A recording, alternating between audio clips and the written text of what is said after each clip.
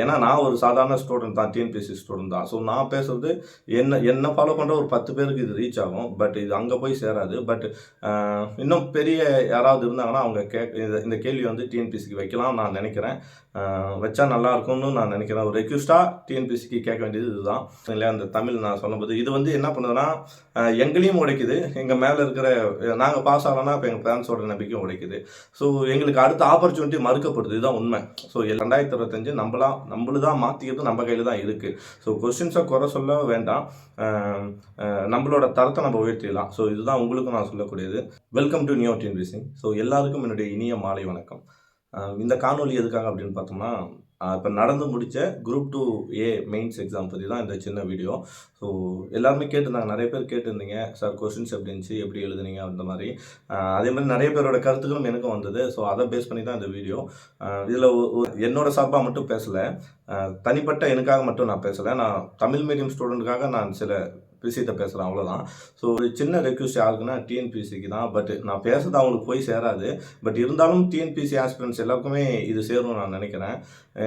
இப்போ ஆக்சுவலாக group 2A syllabus என்ன கொடுத்துருந்தாங்க, தமிழுக்கு மட்டும் 60 கொஸ்டின் வருது. அதோட சிலபஸ் என்ன கொடுத்துருந்தாங்க அப்படின்னு பார்த்தோம்னா, இதுக்கு முன்னாடி இருந்த பகுதி 1 to 21 இலக்கணம் சொல்லுவோம் இல்லையா, வேர் சொல்லை காண்க, வேர் சொல்லிருந்து வினையாளன பெயர் காண்க, எதுகை முனை சொற்களை காண்க, இலக்கண குறிப்பு அறிதல், அந்த மாதிரி ஒரு 21 டாபிக் இருக்கு இல்லையா. சந்திப்பிழை நீக்குக, வலுவு சொற்களை நீக்கி எழுதுக, ஒருமை பன்மை பிழையை காண்க, ஆங்கில சொல்லுக்கு நிகரான தமிழ் சொல்லை காண்க. ஸோ இந்த மாதிரி 21 டாபிக்லேருந்து தான் சிலபஸ் வந்து 60 கொஸ்டின்ஸ் வரும் அப்படின்ற மாதிரி சொல்லியிருந்தாங்க. ஸோ எல்லாருமே ஆல்ரெடி கெஸ் பண்ண மாதிரி தமிழ் கொஞ்சம் கஷ்டமாக இருக்கலாம் அப்படின்ட்டு. ஏன்னா ஒவ்வொரு எக்ஸாம் பார்க்கும்போது, இப்போ அப்டேட் வர எக்ஸாம்லாம் பார்க்கும்போது நமக்கு வந்து +2 பழைய ஓல்டு புக்கிலேருந்து கேள்விகள் வருது. இப்போ அம்சில ஓதி, அஞ்சுல ஓதி அப்படின்னு சொல்கிறோம் இல்லையா.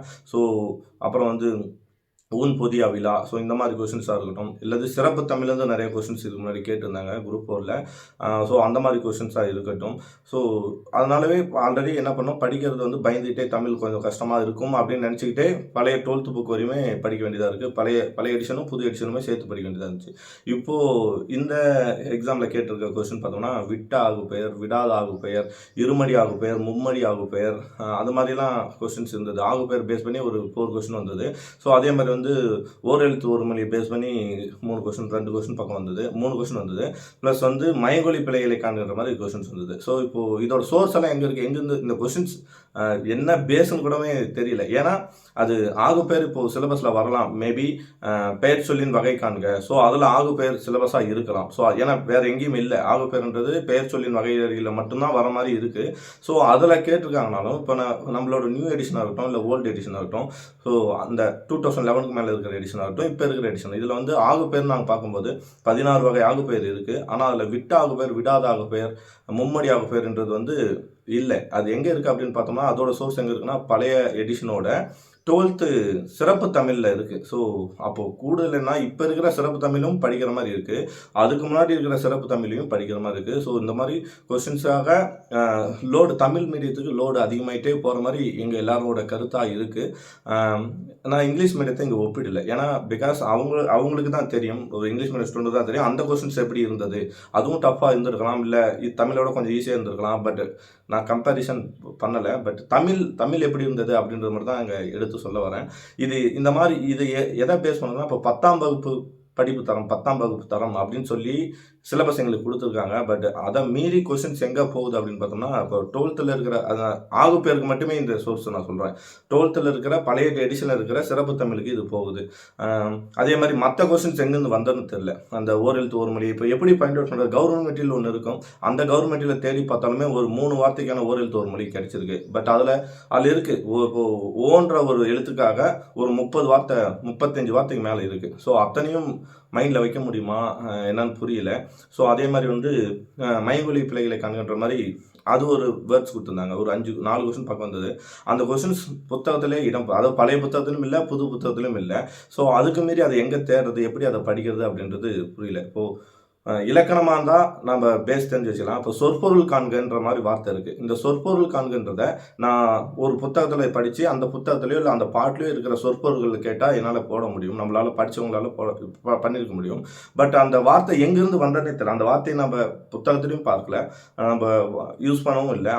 அப்படி ஒரு வார்த்தையை எடுத்து கையாளும் போது அதுக்கு எப்படி ஆன்சர் பண்ணுறதுன்னு எல்லாமே திகைத்து தான் போகிறோம்.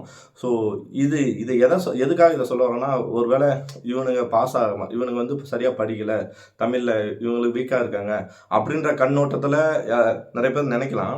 பட்டு கொஸ்டின்ஸை பார்த்தவங்களுக்கும் அதுக்காக படித்தவங்களுக்கும் இப்போ தமிழ் பேஸ் பண்ணி தான் நிறைய பேர் இருக்கும். ஸோ ஜிகேன்றது ஒரு கொஸ்டின் தெரியுதுன்னா அது எல்லாருக்கும் தெரிஞ்ச மாதிரி இருக்குது, தெரியலனா யாருக்கும் தெரியலன்ற மாதிரி இருக்கும். மார்க்கை வந்து எங்கே கட் ஆஃபை ரீச் பண்ணுற முடியுதுன்னா தமிழை பொறுத்து தான் ரீச் பண்ணுற மாதிரி இருந்தது. ஸோ அதனால தான் அந்த கேள்விகள் இங்கே வருது. ஸோ இந்த கொஸ்டின்ஸை பார்த்த குரூப் 4 எக்ஸாம் ஸ்டூடெண்ட்ஸை இன்னும் பாதிக்குது. அவங்களுக்கு என்ன அப்படின்னு சொன்னால், ஆல்ரெடி கொஸ்டின்ஸ் டஃப்பாக வர மாதிரி இருக்குது. இப்போது தமிழ் இப்படி கேட்டது குரூப் 4 ஸ்டூடெண்ட்ஸுக்கு இன்னும் பயமாக இருக்குது. ஸோ எப்படி தமிழை அப்ரோச் பண்ணுறது, தமிழ் இன்னும் கஷ்டமாக இருக்குமா, இல்லை அந்த ஒரு பயமே என்ன பண்ணுதுன்னா படிக்கிறத கொஞ்சம் ஸ்டாப் பண்ணுது. ஸோ இது எப்படியும் அவங்களுக்கு போய் சேர போகிறதில்ல. ஏன்னா நான் ஒரு சாதாரண ஸ்டூடெண்ட் தான், டிஎன்பிஎஸ்சி ஸ்டூடெண்ட் தான். ஸோ நான் பேசுகிறது என்ன ஃபாலோ பண்ணுற ஒரு 10 பேருக்கு இது ரீச் ஆகும். பட் இது அங்கே போய் சேராது. பட் இன்னும் பெரிய யாராவது இருந்தாங்கன்னா அவங்க இந்த கேள்வி வந்து டிஎன்பிஎஸ்சிக்கு வைக்கலாம் நான் நினைக்கிறேன். வச்சா நல்லா இருக்கும்னு நான் நினைக்கிறேன். ஒரு ரெக்வஸ்ட்டாக டிஎன்பிஎஸ்சிக்கு கேட்க வேண்டியது இதுதான். தமிழுக்கான சிலபஸ் வந்து எங்களுக்கு போக போக சுமை அதிகமாகிட்டே போகுது. அந்த படிக்கிற தன்மை வந்து புத்தகங்களோட எண்ணிக்கை சுமை அதிகமாகி போயிட்டுருக்கு. ஸோ அதை குறைச்சிங்கன்னா கொஞ்சம் நல்லா இருக்கும் அப்படி தான் இருக்கும். ஸோ 10ஆம் வகுப்பு புத்தகம்னா 10ஆம் வகுப்பு தரத்துக்குள்ளே கேட்டாலும் ஓகே. அப்படி இல்லை அப்படின்னா இப்போது சிலபஸில் வெளிப்படையாக சொல்லிடலாம். இந்த மாதிரி வந்து 12ஆம் வகுப்பு தரம் அல்லது வந்து தரமே கூட வேண்டாம் அப்படின்னு வெளிப்படையாக சொல்லிட்டா கூட அப்போது நாங்கள் எவ்வளோ தேடி படிக்க முடியுமோ அந்த அளவுக்கு தேடி படித்தாலும் ஏதோ ஒரு திருப்தியாக தான் இருக்கும். ஏன்னா மென்ஷன் பண்ணாமல் இருக்குது, ஸோ எப்படி வேணாலும் கேட்கலாம் அப்படின்ற ஒரு மைண்ட் அவுட்டுக்கு நாங்களே வந்து என்ன இருக்கலாம்னா எங்களை ரெடி பண்ணிட்டு வந்து எக்ஸாம் எழுதுற மாதிரி இருக்கும். ஸோ இதுதான். ஸோ டிஎன்பிஎஸ்சிக்கு ஒரு தாழ்மையான ரெக்வஸ்ட்டாக இதை தான் முன்வைக்கிறோம். ஓகே, தமிழ் மீடியம் ஸ்டூடெண்ட் சார்பாக நன்றி. இது வந்து அவங்களுக்கு ரீச் ஆகுமான்னு எனக்கு தெரியல. என்னென்னா இப்போது பேரண்ட்ஸ் வந்து நிறைய பேர் என்ன பண்ணுறோன்னா, அவங்களுக்கு சிலபஸ்னால் என்ன அப்படின்னு புரிதல் இருக்காது. இப்போ பசங்க எக்ஸாம் எழுதுகிறாங்க. ஸோ ஆல்ரெடி 2 எழுதலாம், இப்போ 3ஆவதாக எழுதுகிறான். இது ஆல்ரெடி இப்போ ஃபிலிம்ஸ் எழுதிட்டு இப்போ மெயின்ஸ் எழுதுகிறோம். ஸோ அந்த டிஃப்ரென்ஸ் அவங்களுக்கு, ஏன்னா நாங்கள் எல்லாமே பேசிக் மோஸ்ட் ஆஃப் நாங்கள் எல்லாமே கிராமத்துலேருந்து வர்றதுனால ஸோ இது அவங்களுக்கு புரியும் வைக்க முடியாது. அவங்க எங்கள் மேலே நம்பிக்கை மட்டும் தான் வச்சுருக்காங்க.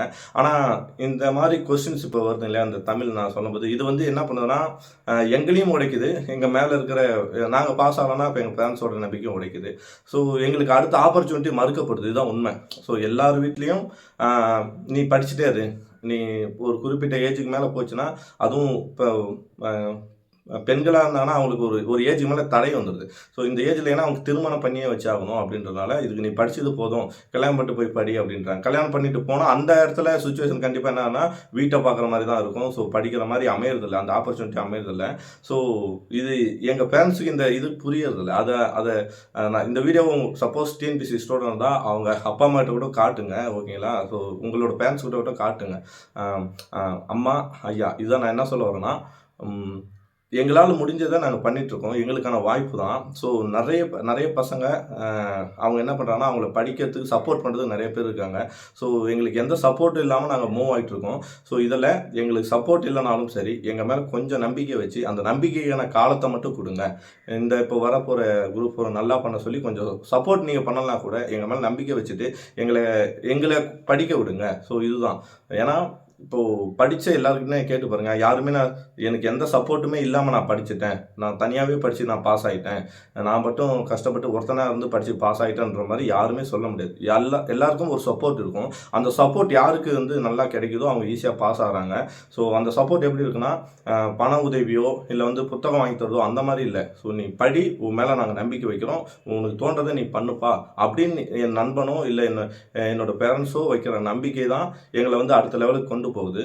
ஸோ எல்லாரும் மேலேயும், ஏன்னா இங்கே போட்டிகள் அதிகமாக இருக்குது. ஸோ எல்லாருமே ஒரே எக்ஸாமில் பாஸ் ஆகவும் முடியறதில்ல. வாய்ப்புகள் வந்து எங்களுக்கு கொடுக்கப்பட்டால் மட்டுமே நாங்கள் எங்களை ப்ரூவ் பண்ண முடிகிற சுச்சுவேஷனில் இருக்கோம். ஸோ தயவு செஞ்சு அப்பா அம்மா நீங்கள் என்ன பண்ணுங்கள், உங்கள் பசங்க மேலே நம்பிக்கை வைக்கிறீங்கன்னா அந்த நம்பிக்கை இன்னும் சிறிது காலம் கூட்டி வைங்க. யாரும் தவறாக நினைக்காதீங்க. ஏன்னா கொஷின்ஸோட தரம் அப்படி இருக்குது. அதனால் மிஸ் ஆகலாம். அடுத்த முறை வாய்ப்பு இருந்தால் கண்டிப்பாக அவங்க பாஸ் பண்ண வாய்ப்பு இருக்குது. ஸோ அவங்கள பிரேக் போட்டோ இல்லை படித்தது போதுமோ அப்படின்ற அளவுக்கு நீங்கள் விடாதீங்க. உங்களோட சப்போர்ட் இல்லாமல் ஒரு குடும்பத்தோட ஃபேமிலி மெம்பர்ஸோட, அது ஒரு மனைவிக்கு கணவனாக இருக்கட்டும், இல்லை ஒரு ஒரு ஒரு மகனுக்கு அப்பாவாக இருக்கட்டும், உங்களோட சப்போர்ட் இல்லாமல் யாராலையும் பாஸ் பண்ண முடியாது. உங்கள் பசங்களால் வெற்றி பெற முடியாது. வெற்றி பெறலாம், ஆனால் அது தாமதமாகும். ஸோ நம்பிக்கை வச்சுன்னா சீக்கிரமாகவே உங்களோட சப்போர்ட் இருந்தால் அவங்க சீக்கிரமாக பாஸ் ஆகலாம். ஸோ முடிஞ்சால் டிஎன்பிஎஸ்சி இந்த உங்கள் பேரண்ட்ஸ் கிட்ட காட்டுங்க. ஓகேங்களா? ஓகே. இப்போ வரப்போகிற எக்ஸாம் நீங்கள் கொஷின்ஸ் டஃப்பாக இருக்குது. இப்போ குரூப் 2ல் இப்படி கேட்டுட்டாங்க. ஸோ அதனால் இது வந்து மனசை பாதிக்குது. இல்லை நம்ம தமிழ் படித்தாலும் நமக்கு மார்க் வருமா அப்படின்ற ஒரு பயக்கண்ணோட்டத்தை தூக்கி போட்டுருங்க. இங்கே என்ன சொல்ல வரேன்னா, 40 கொஸ்டின் வந்து 45 கொஸ்டின் வந்து ஆவரேஜாக நம்ம புக்கில் படித்தது, நம்ம படிக்கிறது, கேள்விப்பட்டது, டெஸ்ட்டில் இருந்து அந்த மாதிரி கொஸ்டின் தான் இருந்தது. ஸோ இந்த 45 மார்க் வந்து மோஸ்ட்லி நம்ம ரீச் பண்ணிடலாம். ஓகேங்களா? ஸோ அந்த 15 கொஸ்டின்ஸை வந்து அந்த டைமில் வந்து பர்சன்ஸ் ஆஃப் மைண்டை பொறுத்தோ, இல்லை வேறு எங்கேயாவது டெஸ்ட் எழுதி நல்லா படிச்சிருந்தாலோ, ஸோ ஏதாவது ஒரு கிளிக் வச்சு கூடமே அவங்களால ஆன்சர் போட்டிருக்க முடியும். ஸோ அதனால் நீங்கள் பயப்பட தேவைன்னா, கஷ்டம்னா அது எல்லாருக்கும் கஷ்டம் தான். ஓகேவா? ஸோ அதனால் தயவுசெய்து படிக்கிறதை விடாமல் கண்டினியூவாக நம்பிக்கையோடு படிங்க. இந்த 2025 நம்மளுதான் மாற்றிக்கிறது நம்ம கையில் தான் இருக்குது. ஸோ கொஸ்டின்ஸை குறை சொல்ல வேண்டாம். நம்மளோட தரத்தை நம்ம உயர்த்திடலாம். ஸோ இதுதான் உங்களுக்கும் நான் சொல்லக்கூடியது. ஓகே, இதை மனசில் வச்சு படிக்கலாம். 2025 வரப்போகிற இன்னும் ஒரு 4 மந்த்ஸில் எக்ஸாம் வரப்போகுது. 3 எக்ஸாம் வருது. ஸோ அது நல்லபடியாக முடிக்க என்னுடைய வாழ்த்துக்கள். தேங்க்யூ. பை.